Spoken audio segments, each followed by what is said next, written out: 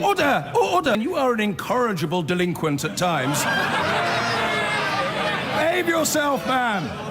Well, we can debate whether there are any shafts of sunlight with talks of the lockdown beginning to ease in some places. But here in the UK, the bad news on the high street continued, with 2,000 jobs going at brands Oasis and Warehouse. Well, to talk about the state of the economy, I'm joined by Mariana Mazzucato, Professor in the Economics of Innovation and Public Value at University College London, and by the Conservative MP and former Economic Secretary to the Treasury, Harriet Baldwin. Welcome to you both. Harriet Baldwin, you were at the Treasury Select Committee earlier. What was the mood there in terms of the UK's economic outlook? Well, I think the report yesterday from the Office for Budget Responsibility was very sobering because it shows the sharpness of the decline that the economy is going through at the moment as we lock down.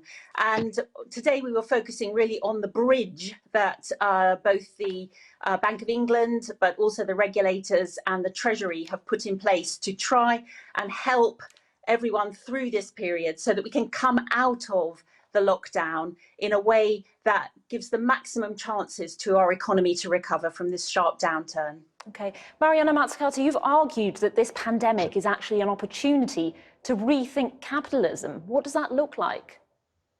Well, I think that there's different issues here. One is that both what we've seen, before the crisis, during and after can give us all sorts of lessons. In terms of before, those workers that are being most affected are those, in fact, in the gig economy, which we've known for a very long time is problematic, but it has been revealed more than ever. As Martin Luther King once said, you judge people during hard times, not good times. And I think the way that we've actually set up our work structures, which make people very, not resilient to a crisis like this, but also the fact that we've underfinanced actually organizations like the NHS. The cuts, I think, since 2015 have been over 1 billion, means that when you have a crisis like this, you can't just throw money at it if it, in the meantime, has become weakened. So we need solid and resilient structures in both the private and the public sector. And very concretely, there's a real opportunity now to frame, for example, the bailouts in such a way that actually have conditions attached, which get us the kind of, if you want, corporate governance structures, which are more dynamic, but also that are really reinvesting income back into production instead of being siphoned out, for example, through share repurchases, but also some of the ways that the government is planning on helping companies, for example, by helping the wage bills by about 80%, that has to be conditional on the companies not laying off the workers themselves. And it's incredible that that level of detail hasn't actually been structured yet, and that's going to be a problem because you shouldn't just hand out money. Let me put that to Harriet Baldwin then. Do you agree with the idea that there should be conditions attached to bailouts for companies? Well, I would strongly disagree with the point that it's not going to be capitalism that gets us into the economic recovery. Of course, we're going to need a vibrant private sector.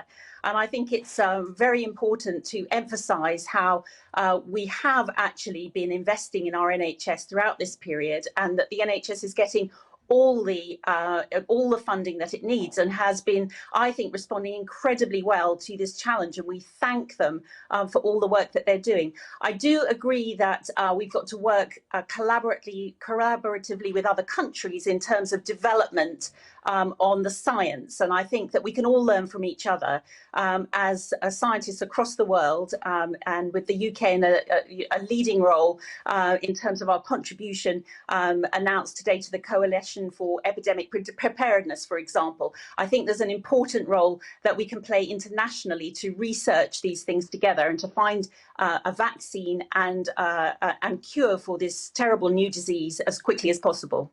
Mariana, you heard there the reluctance to attach any conditions to a bailout. I mean, you're not going to be able to make this case, are you? Governments aren't going to take it up.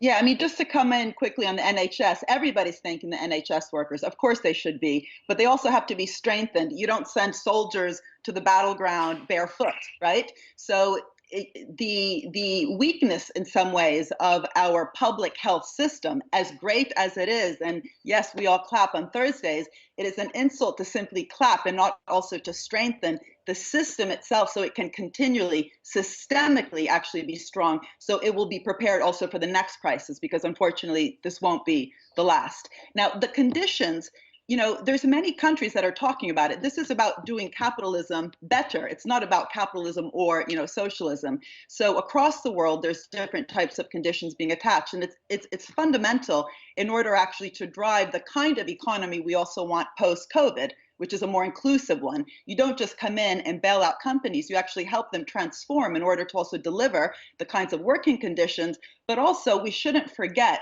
that about 2 months ago, we weren't just thanking, health workers, we were thanking the firemen, the flood workers in Venice. So there's also this whole climate problem, which is the context within which both the financial crisis happened recently and now this particular health crisis. So the conditions could also be for the airlines, for example, which are going to be bailed out, they also become, more green. Why not?